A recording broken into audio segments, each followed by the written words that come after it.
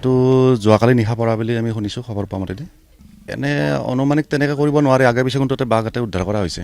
আগৰ পিছেও আগৰ পিছেও উদ্ধাৰ কৰা হৈছে ইয়াতে বাঘ। লিঅ'পাৰ্ড হয় এইটো আমি ৰেস্কিউ কৰি এইটো লৈ যাম আমি। এইটো নাম্বাৰতে দিব লাগিব। এইডোখৰ নৰাগাঁও এৰিয়া পৰে, মৌঘুলি। এনেই এৰিয়াৰ নাম মৌঘুলি। এইটো পিঞ্জৰাটো সদায় পাতিয়ে থোৱা আছে, কিন্তু আজি কেইটা বজাত, আজি 8টামান বজাত বাঘটো লাগিছে।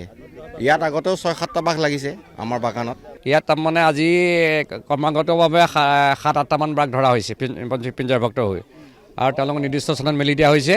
কিন্তু এতিয়া কথা হ'ল কি, ইয়াত আৰু 6-7টা বাঘৰ আমাৰ উপস্থিতি অনুমান কৰিছোঁ।